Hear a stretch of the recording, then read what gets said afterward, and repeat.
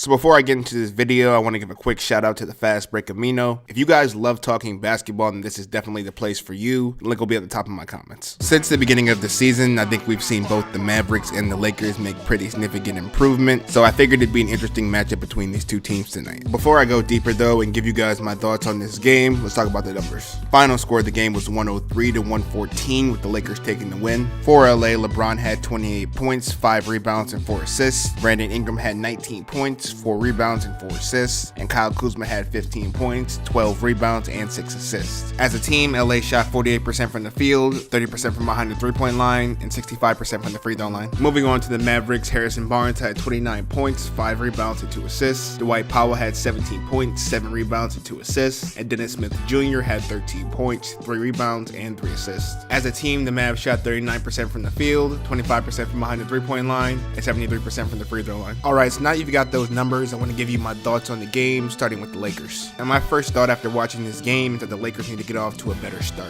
At the start of this game, it seemed like they were going to get blown out. They were turning the ball over constantly on a lot of low IQ plays, and they were playing some of the worst defense I've seen all year. The Mavericks had several uncontested three-point attempts, and they also let them get several uncontested shots off of pick-and-roll situations. Now, they are coming off the second game of a back-to-back, so I think it's safe to say there is some fatigue involved in their lackluster start, but I think it's also safe to say if this was a legitimate playoff team, they probably wouldn't have been able to come back. Now, late in the second quarter and going into the second half, the Lakers look like a different team. They were really able to pick up their defensive intensity and able to force the Mavericks into a lot of turnovers, which was great because the Lakers played their best offense in transition last night. They finished with 31 fast break points, and it seemed like the Mavericks didn't have an answer to the pace the Lakers were playing at. Something else I want to mention about the Lakers last night is that Lonzo Ball is a perfect example of how you can be impactful on a game without being the best scorer. His defense was absolutely vital for the Lakers' comeback last night, and he was also able to find his teammates for some momentum-changing buckets. His numbers may not always be as flashy,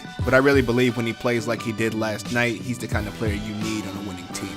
That's really all I wanted to say about the Lakers, so let's move on to the Mavericks. And I think the Mavs had 2 major issues last night. The first being that they had 17 turnovers, and playing against a team like the Lakers who play with an extreme pace, that's not going to cut it. And if they were going to let turnovers be an issue, they really need to hustle back in transition because the Lakers' baskets there were almost uncontested. This has been a general area that the Mavericks need to improve on this season because they are 5th in opponent fast break points. I will say though, outside of transition defense, the Mavericks did pretty well defending the Lakers in the half court as they were able to force 17 turnovers. The second issue I had with the Mavericks tonight was their inability to hit the open shots the Lakers gave them. Every team has off shooting nights, and outside of Harrison Barnes, it seemed like one of those days for the Mavericks. The last thing I want to talk about is Luka Doncic, who probably had his worst game of the year last night. Let me start off by saying that this game is in no way representative of his body of work in the NBA, as he's been fantastic so far. But I think last night showed how he can struggle with longer athletic wings, and how although he's been impressive, he still has room to grow by improving upon his body.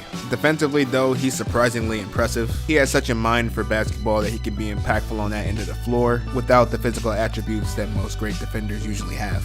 But that's actually all I wanted to say about the Mavericks, and all I wanted to say in this video. I really hope you guys enjoyed it. If you did, go ahead and leave me a like. If you enjoy basketball content, go ahead and subscribe to this NBA channel, and I'll see you guys next time.